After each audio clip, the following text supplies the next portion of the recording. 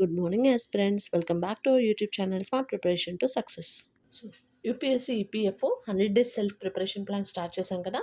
So సక్సెస్ఫుల్గా 10 days finish చేసుకున్నాము. So ఇప్పుడు డే 11. ఓకే, ఈరోజు మనం డే 11th ఉన్నాము. సో ఈ 10 days 11 to 20 ఏవైతే డేస్ ఉన్నాయో ఇక్కడ సబ్జెక్ట్ చేంజ్ అవుతుందన్నమాట. ఓకే, ఏ సబ్జెక్ట్ ఏ టాపిక్స్ అనేది చెప్తాను.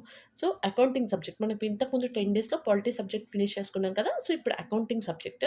అకౌంటింగ్లో introduction to accounting, theory base of accounting, recording of transactions, bills of exchange, accounting standards, preparation of the final accounts, ratio analysis.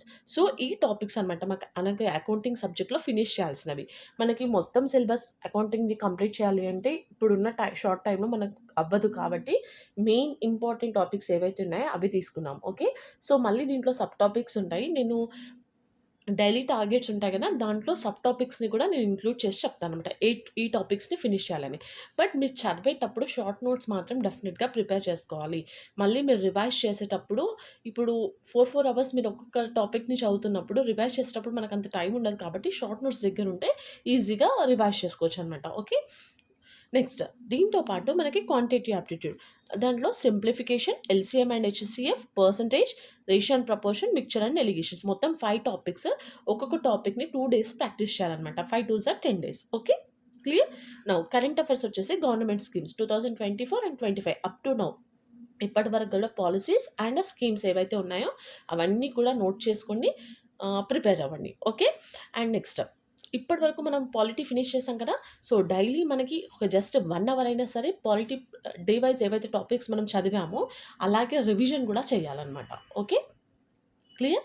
So మరి ఈరోజు day 11th to do list ఏంటి అంటే అకౌంటింగ్లో introduction to accounting, meaning of economic event, branches of accounting, understanding the process of accounting, objectives of accounting. So ఇవి sub topics అనమాట. So daily నేను ఇలాగే post చేస్తాను. ఓకే, ఈ టాపిక్స్ పైన షార్ట్ నోట్స్ ప్రిపేర్ అవ్వండి. నెక్స్ట్ క్వాంటిటీ అప్టిట్యూడ్ వచ్చేసి simplification, current affairs వచ్చేసి గవర్నమెంట్ స్కీమ్స్. ఓకే, సో ఇప్పుడు రెగ్యులర్గా నేను ఏం పోస్ట్ చేస్తాను అంటే ఇప్పుడు అకౌంటింగ్ సబ్జెక్ట్ ఉంది కదా, సో దీనిపైన ఎక్స్ప్లెనేషన్ అనమాట. సో డైలీ ఏ టాపిక్స్ అయితే ఉన్నాయో దానిపైన విత్ నోట్స్ నేను ఎక్స్ప్లెయిన్ చేస్తాను. ఓకే, అండ్ నెక్స్ట్ ఇంకో వీడియో వచ్చేసి ఎంసీక్యూస్, మనం డైలీ ప్రాక్టీస్ చేస్తున్నాం కదా, ఆ వీడియో వస్తుంది.